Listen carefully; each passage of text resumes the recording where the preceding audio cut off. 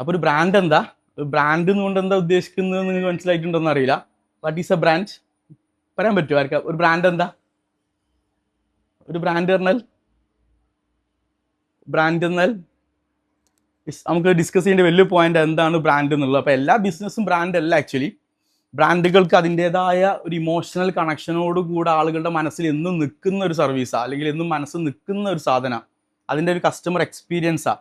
അതിനൊരു പർപ്പസ് ഉണ്ടാവും. സൊസൈറ്റിയിൽ അത്രയും വലിയൊരു ബേണിംഗ് പ്രോബ്ലത്തിനെ സോൾവ് ചെയ്യുന്ന ഒരു പ്രൊഡക്റ്റോ സർവീസോ ഒന്നുമല്ല ബ്രാൻഡ്. ഒരു ലോഗോ ഒന്നുമല്ല ബ്രാൻഡ്. ഒരു വലിയ വിഷനോട് കൂടെ സൊസൈറ്റിയിൽ വലിയൊരു ഇമ്പാക്റ്റോ ട്രാൻസ്ഫോർമേഷൻ ഉണ്ടാക്കുന്ന ഒരു പർപ്പസോട് കൂടെ വരുന്ന അത്രയും നമ്മുടെ മനസ്സിൽ ഇമോഷണലി കണക്ട് ചെയ്ത് നിൽക്കുന്ന ഒരു സാധനമാണ് ഒരു ബ്രാൻഡ് എന്ന് പറയാം. അതിൻ്റെ ഒരു വാല്യുവേഷൻ ഭയങ്കര തന്നെയാണ്. അപ്പോൾ അതുകൊണ്ടാണ് ഇപ്പം സ്റ്റാർബക്സിലൊക്കെ ചായക്ക് എത്രയാണ്? ബേസിക് തന്നെ ഒരു 250 റുപ്യ ഇട്ടിട്ട് സ്റ്റാർബക്സിൽ ചായക്ക് വില തുടങ്ങും. കൊണ്ടോട്ടിയിൽ ചായക്ക് 20 റുപ്യ ഉള്ളൂ. സെയിം ചായപ്പൊടി, സെയിം പഞ്ചസാര, സെയിം വെള്ളം അല്ലേ? അതിൻ്റെ റോ മെറ്റീരിയൽസ് സെയിമാ. 20 രൂപയുള്ള ചായ എങ്ങനെ 250 റുപ്യക്ക് വിൽക്കാൻ പറ്റുന്നു? അതാണ് ബ്രാൻഡ്. അപ്പോൾ സ്റ്റാർബക്സ് അവിടെ വിൽക്കുന്നത് ഒരു കോഫി മാത്രമല്ല, അതിന് ചുറ്റുമുള്ള ഒരു എക്സ്പീരിയൻസ് കൂടെയാണ്.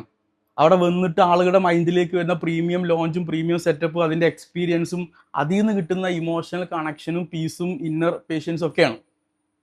അപ്പോൾ ഒരു ബ്രാൻഡായി മാറുക എന്ന് പറഞ്ഞാൽ ഇമോഷണലി നമ്മൾ കണക്ട് ചെയ്യണം. നിങ്ങൾക്ക് അതിൻ്റെ സാധനം കിട്ടാൻ വേണ്ടിയിട്ടാണ്. സോ ഒരു പോസ്റ്റർ ഉണ്ടാക്കുമ്പോൾ we have to connect emotionally with our customer or target audience. എല്ലാവരും നമ്മളിപ്പോൾ ബ്രാൻഡ് പൊസിഷനിങ് ചെയ്യുമ്പോൾ ഏതൊരു ബ്രാൻഡിനെ ടാർഗറ്റ് ഓഡിയൻസ് ആരാന്ന് നമ്മൾ നിർവചിക്കും. ആരിലേക്കാണ് നമുക്ക് എത്തേണ്ടത്? അപ്പോൾ ബ്രാൻഡ് ചെയ്യുമ്പോൾ നമ്മൾ എന്താ നോക്കേണ്ടത്? കസ്റ്റമറെയാണ് എൻഡ് ഓഫ് ദ ഡേ പഠിക്കേണ്ടത് ഏതൊരു ബ്രാൻഡ് ബിൽഡ് ചെയ്യാനും. ഓക്കെ, അപ്പം നമ്മൾ വലിയ റെയിൻകോട്ടിൻ്റെ ബിസിനസ് കാര്യങ്ങളൊക്കെ തുടങ്ങി, വലിയ അടിപൊളി റെയിൻകോട്ട് കാര്യങ്ങൾ കൊണ്ടുപോയി തുടങ്ങി, അത് മരുഭൂമി കൊണ്ടുപോയി തുടങ്ങിയിട്ട് കാര്യമുണ്ടോ? അവിടെ മഴ പെയ്യൂല. അതാണ് ഈ ഒരു ബ്രാൻഡ് പൊസിഷനിങ്, ബ്രാൻഡ് ഡയറക്ഷൻ എന്ന് പറഞ്ഞാൽ. അതും ഇപ്പോൾ ഉദാഹരണത്തിന് നമ്മളിപ്പം മുടി വെട്ടുന്ന ഒരാൾ, മുടി വെട്ടുന്ന ബാർബേഴ്സ് ഒരുപാടുണ്ട്. ബട്ട് സെലിബ്രിറ്റീസിൻ്റെ മുടി മാത്രം വെട്ടുന്ന ആളുണ്ട്, ലക്ഷങ്ങളാണ് ഒറ്റ കട്ടിങ്ങിന്. സ്വന്തം ഫ്ലൈറ്റിൽ വന്ന് ഇറങ്ങി മുടി വെട്ടിയിട്ട് പോകും. രണ്ട് മുടി വെട്ടുന്നത് തന്നെയല്ലേ? അതാണ് പൊസിഷനിങ്. ഒരു ആരുടെ മാത്രം വെട്ടുള്ളൂ? സെലിബ്രിറ്റീസിൻ്റെ മുടി മാത്രമേ അദ്ദേഹം വെട്ടുന്നുള്ളൂ. That is brand positioning. അപ്പോൾ നമുക്ക് വളരെ യുണീക്ക് ആകണമെങ്കിൽ, ബ്രാൻഡ് ആകണമെങ്കിൽ പൊസിഷനിങ് തൊട്ട് വൈ വി ആർ ഡിഫറെൻറ്റ്, എന്തുകൊണ്ട് നമ്മൾ ഡിഫറെൻ്റ് ആവും, ഡിഫറൻഷിയേഷൻ ഫാക്ടറിനെ നിർവചിച്ച് അതിൻ്റെ ബ്രാൻഡ് ടോൺ, ബ്രാൻഡ് പേഴ്സണാലിറ്റി. ഇപ്പോൾ ചില ബ്രാൻഡുകൾ ഹലോ ഗായ്സ് പറഞ്ഞിട്ട് തുടങ്ങും, പക്ഷെ എല്ലാ ബ്രാൻഡും അങ്ങനെ തുടങ്ങില്ല. ചില ബ്രാൻഡുകൾക്ക് അത് പറ്റും, ഹലോ ഗൈസ്, അതാണ് ഒരു ടോൺ, ഒരു അങ്ങനെ സംസാരിക്കുക ബ്രാൻഡ്. പക്ഷേ ഒരു പ്രീമിയം ലെവൽ, കോർപ്പറേറ്റ് ലെവലിലുള്ളൊരു ഒരു ബ്രാൻഡ് ഹലോ ഗൈസ് ആണ് തുടങ്ങുമോ? ഇല്ല. എന്താണ്? Good morning or welcome or ഗ്രീറ്റിങ്സോട് കൂടെ തുടങ്ങുക. അപ്പോൾ അതാണ് അതിൻ്റെ ടോൺ. അപ്പോൾ ഓരോന്നിനും ഓരോ ടോൺ ഉണ്ട്. അത് മനസ്സിലാക്കിക്കൊണ്ട് മാത്രം നിങ്ങൾ ഓരോ ബ്രാൻഡിക്കൊണ്ട് ഓരോ ഗ്രാഫിക് ഡിസൈനറും പോസ്റ്ററിൽ കൈവെക്കേണ്ടി. ഇത് പഠിച്ചുകൊണ്ടാണ് വെബ് ഡെവലപ്പർ എന്തിൽ കൈവെക്കേണ്ടി? വെബ്സൈറ്റിൽ കൈവെക്കേണ്ടി. ഇത് പഠിച്ചുകൊണ്ടാണ് BNMXൻ്റെ കോണ്ടന്റ് ക്രിയേറ്റർ തൊട്ടിട്ട് ഷൂട്ട് ചെയ്യുന്ന, എഡിറ്റ് ചെയ്യുന്ന, ഔട്ട് എടുക്കുന്ന ആളുകൾ വരെ വർക്ക് ചെയ്യേണ്ടി. ഈ എൻഡ് ഓഫ് ദ ഡേ ആ ബിസിനസ് മോഡൽ പഠിച്ചിട്ടേ നമ്മുടെ ബ്രാൻഡിക്കോൻ്റെ അല്ലെങ്കിൽ BNMXൻ്റെ ഏതൊരു സർവീസിൽ നമ്മൾ കൈവെക്കേണ്ടത്. ബിഫോർ വർക്ക് ആ ഒരു ക്ലാരിറ്റി വരണം. ഇതാണ് ബ്രാൻഡിക്കോ. സോ ഗൈസ്, അപ്പം ഇനി നമ്മൾ ബ്രാൻഡിക്കോ എന്ന് പറഞ്ഞത്, സോ ഇന്ന് നമ്മൾ നമ്മുടെ അത്രയും അഭിമാനമുണ്ട്, നമ്മൾ ഇന്ന് ഇരിക്കുന്നത് ബ്രാൻഡിക്കോ മീഡിയ എക്സ്പീരിയൻസ് സ്റ്റുഡിയോ BNMXലാണ്. എന്താ ഈ BNMX എന്നറിയോ? എടാ, ഈ BNMX എന്ന് പറഞ്ഞു കഴിഞ്ഞാൽ ആക്ച്വലി ഇതൊരു ലബോറട്ടറിയാണ്. ഇതൊരു ലബോറട്ടറി ആയിട്ട് കാണാനാണ് ഞാൻ ആഗ്രഹിക്കുന്നത്. ഇതൊരു ലാബാ. എന്ത് ലാബാ? എന്തിനുള്ള ലാബായിരിക്കും ഇത്?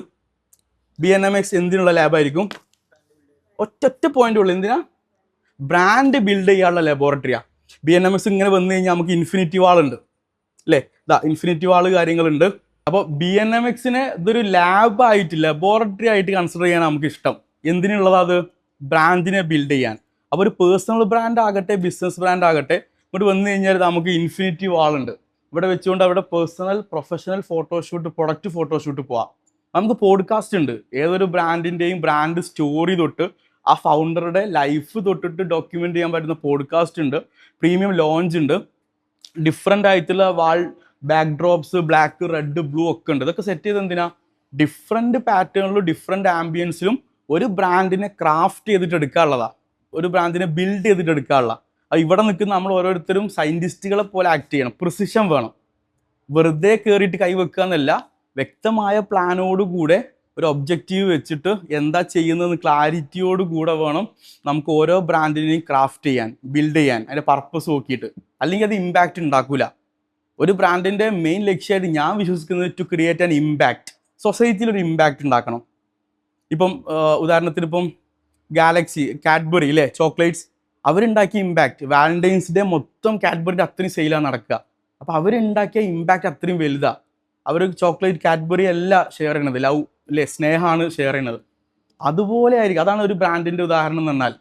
അപ്പം നമ്മൾ പറഞ്ഞത് ഒരു ബ്രാൻഡിനെ ബിൽഡ് ചെയ്യാൻ നമുക്ക് വളരെ പ്രിസിഷനോട് കൂടെ വളരെ സ്ട്രാറ്റജിക്കലി ആയിട്ടുള്ള ഒരു ആക്ഷനാണ് നമ്മൾ ഓരോ ആൾക്കാരുടെ ഭാഗത്തുനിന്ന് വേണ്ടി.